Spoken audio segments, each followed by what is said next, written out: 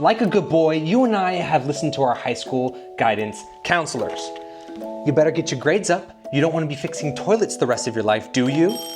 Then we raced off to our honors and AP classes like little NPCs trying to beat the game at hand. Finish high school, go to college right away, because if you take a gap year, statistically 50% of people never return.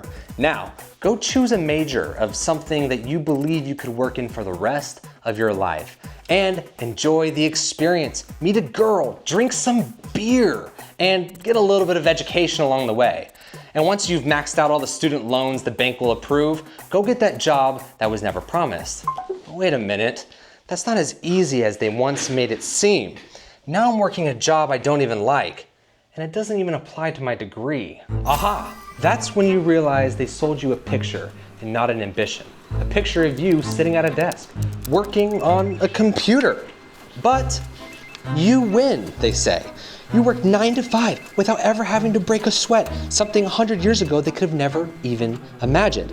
Now all the uneducated have to work manual labor jobs just to provide for their families. What are you complaining about? Wait, but do I even like this job? Is it fulfilling? These questions seem to go unanswered. Oh my goodness, a leak. You have questions, but then you have emergencies and life pulls you apart.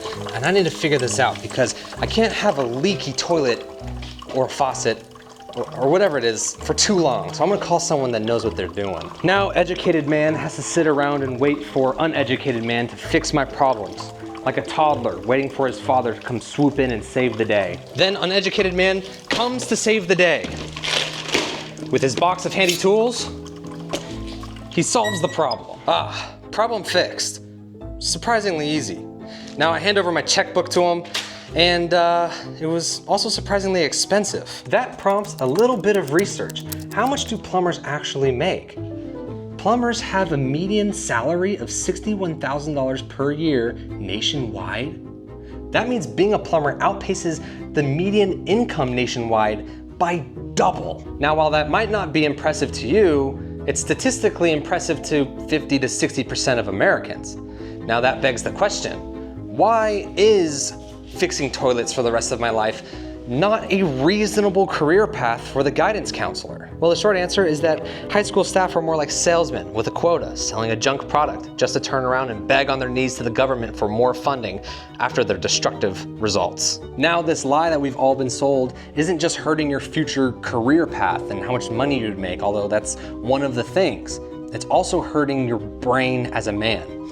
You see, years ago, before we could ever imagine not breaking a sweat, working 9 to 5, we had to break a sweat to get paid.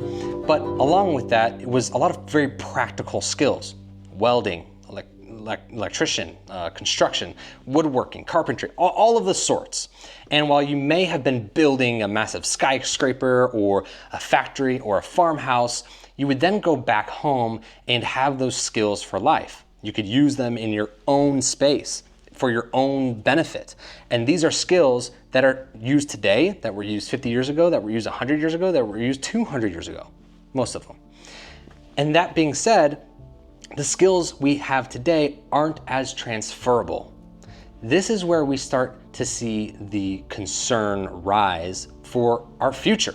This is where we start to see the fact that we may have zero skills to pass down to our grandchildren if we don't get up from behind our desk and start learning interesting skills that actually benefit society. If you think about it, okay, we got spreadsheets, we've got even video editing, we've got photography, we've got more spreadsheets, we've got all these digital assets and digital skills that then become obsolete in a mere 5 to 10 years.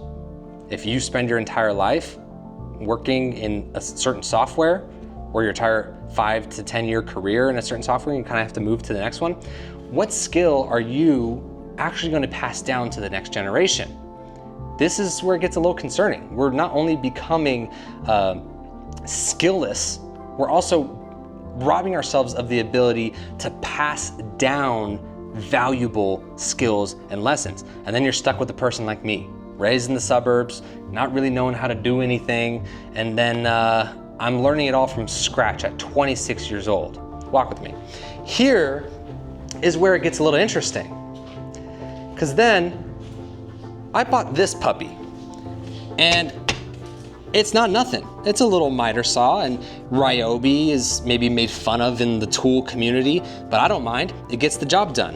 I'm working on these little coasters, slightly uninteresting, but here's the part that I feel is a bit more interesting. Look at here. See that?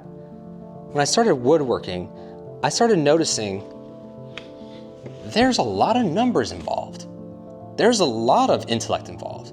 It's not about being the educated man versus the uneducated man. It's more about tactile skills versus digital skills that will disappear in years to come. And with the rise and boom of trades, it doesn't seem as linear as making good money and not making good money, as trades are making lots and lots of money.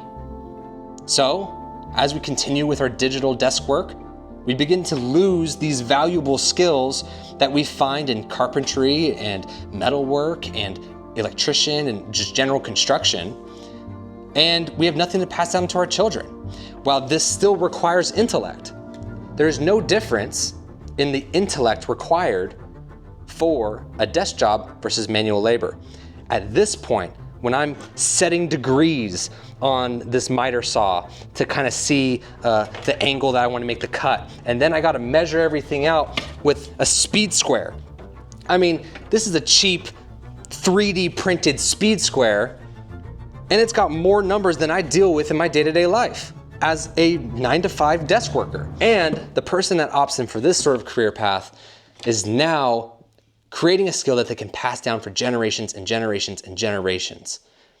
And so I guess my question to you is not breaking a sweat worth not having anything valuable for your grandchildren? Now, if you've been getting into projects and never finishing them, click this video right here that shows you the 3 reasons you never finish projects.